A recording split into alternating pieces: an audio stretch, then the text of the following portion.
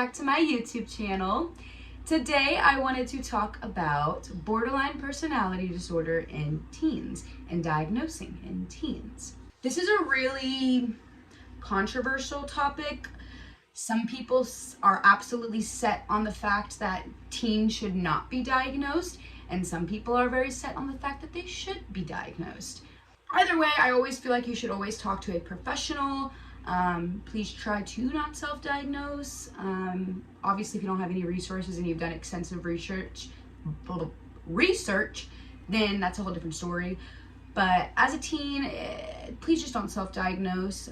But this is a video for diagnosing teens because a lot of doctors are trying to do it more frequently.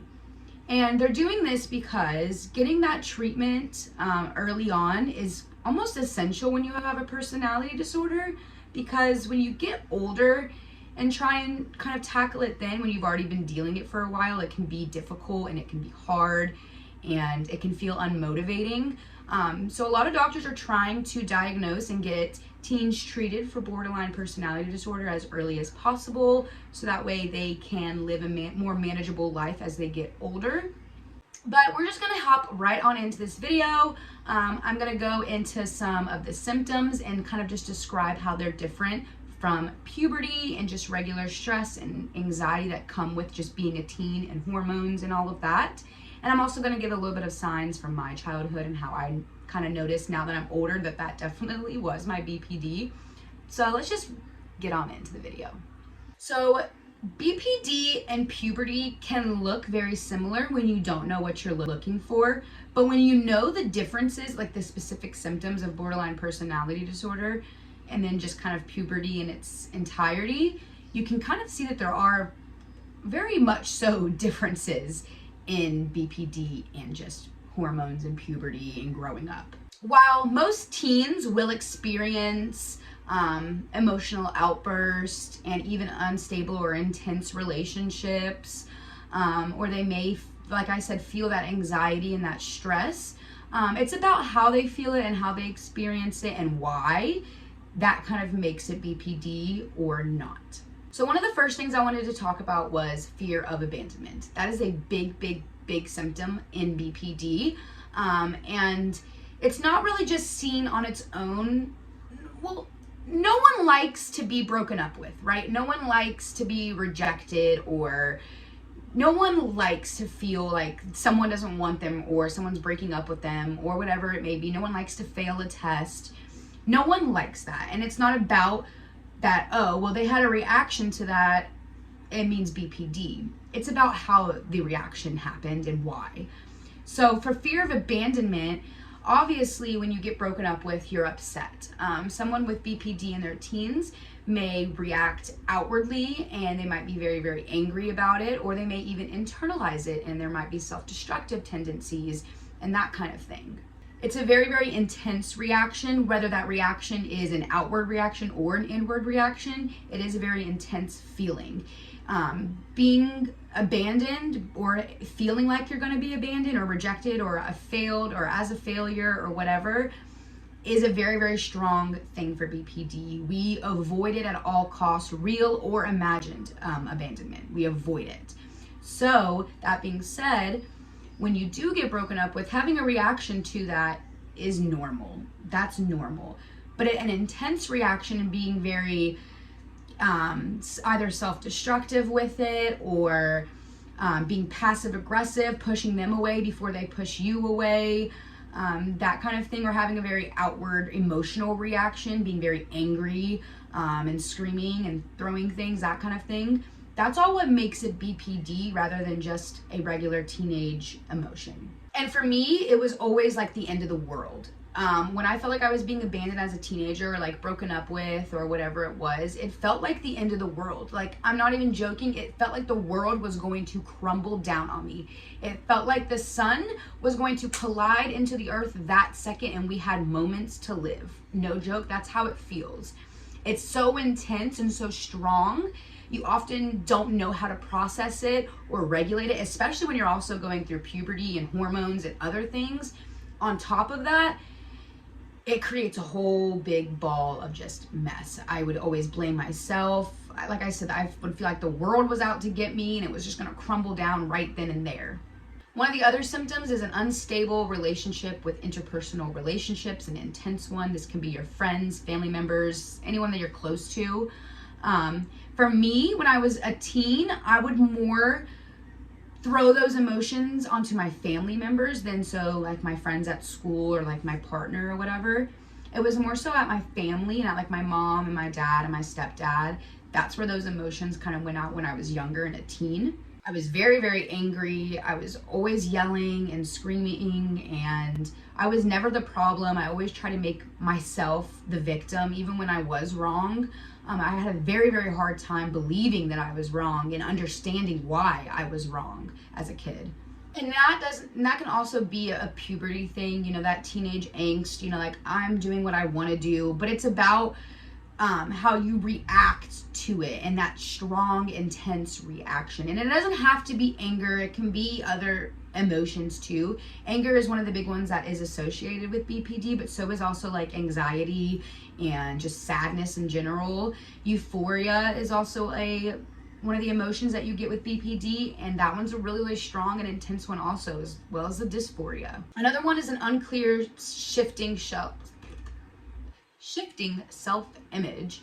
I never, even when I was younger, I was always kind of just like piggybacking on to like what my friends were liking or what other people were liking and doing. I never like had my own interest and my own hobbies that I liked. I was always changing them. I never was stuck to one thing for a long time. It was constantly always changing things. And now that can be a normal teen thing too. You know, you're kind of trying to find yourself and, you know, you're trying out different things to figure out what you like, but not knowing what you like and trying to figure out what you like are two different things. And that's what makes that BPD so much different than just puberty. And there can be times also in your puberty and your hormones in your teenage years where you do feel like, I don't really know who I am or what I like, but it's about that constant all the time and constantly picking at everyone else's likes and dislikes and their attributes to make your own, and taking everyone else's reactions and their emotions and basing that on your own reactions is what makes BPD so much different than just puberty or hormones. It's about those reactions and why and how you're reacting to them. Now, we kind of talked about this a little bit with the self-harm and the super slide tendencies.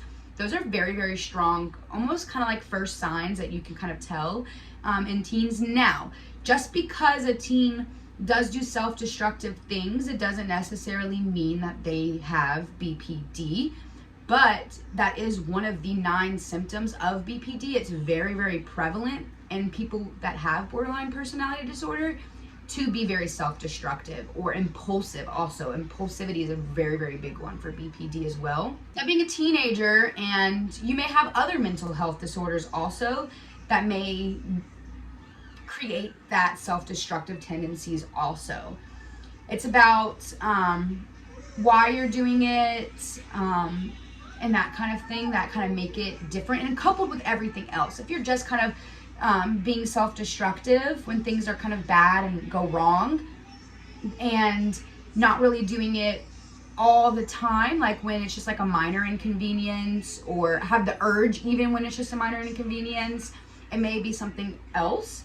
But this is typically usually one of the first signs in a lot of teens, is the self-destructive, and then everything else kind of, you can kind of start to see all the other signs fall into place. And then the impulsive too, a lot of teens are very impulsive and they want to do things kind of like I said, as out of that teenage angst.